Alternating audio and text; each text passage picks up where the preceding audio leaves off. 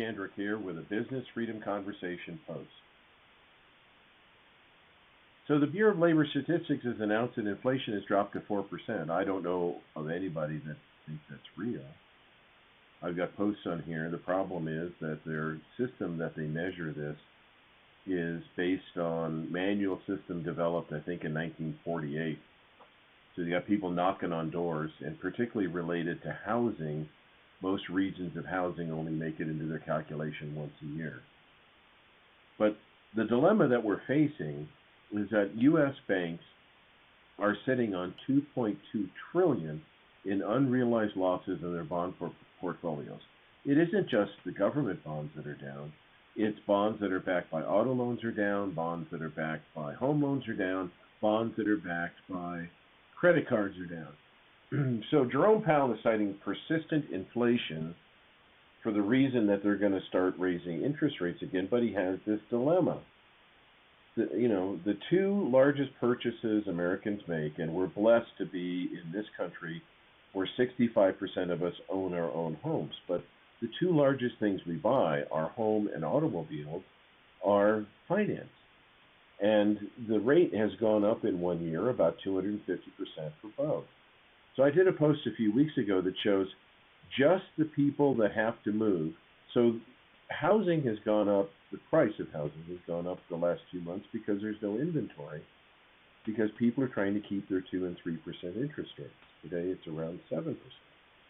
But 13% of us have to move, because 13% of us still die, lose their jobs, get new jobs, get married, get divorced, graduate college, all that kind of stuff.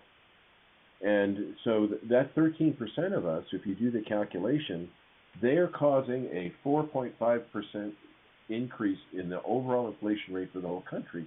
And that will continue for the next 7 years if interest rates are not increased anymore. For automobiles, it's another 1% increase due to the rate hike that was so high so fast.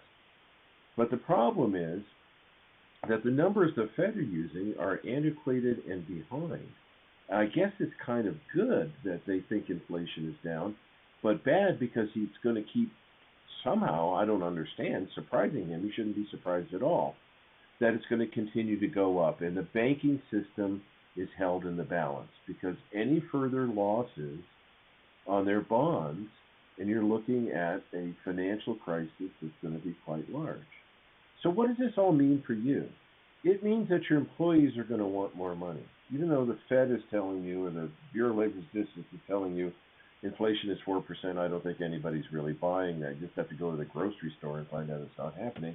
And remember, Europe has slipped into recession, a technical recession, because they supposedly had job gains, but they're not job gains, they're job replacements, because Europe, like us, shut everything down and millions of jobs were lost.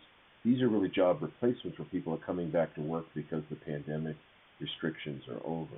Same thing that's happening here. So your vendors are going to want more, and your customers are going to buy less. That's what's happening in Europe, why their overall economic output is down 2 quarters, but economists are saying, well, it's not really a recession because people found more jobs. The same thing here. Our fourth quarter last year and first quarter this year are down with total economic output, and the economy is all over the place. There's lots of winners and losers. So get your plan in order. Realize that the world is changing, and you have to figure out where you're in it because it's so much winners and losers.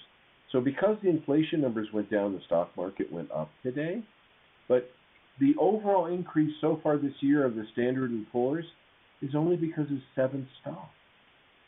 So it's that streaky thing we're dealing with everywhere, and that you need to figure out where you are and all that in your business and prepare for what's going to happen. It's going to be a stagflation.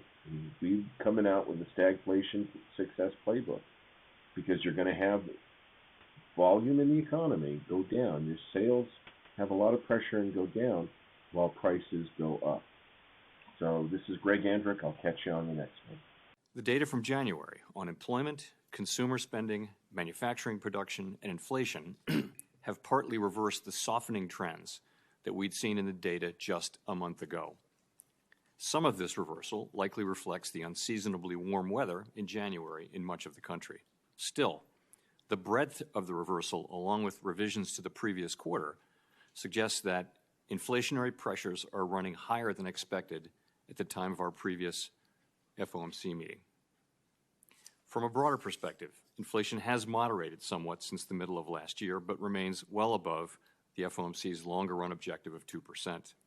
Although inflation has been moderating in recent months, the process of getting inflation back down to 2% has a long way to go and is likely to be bumpy.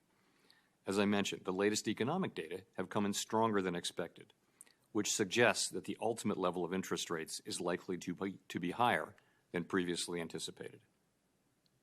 If the totality of the data were to indicate that faster tightening is warranted, we'd be prepared to increase the pace of rate hikes.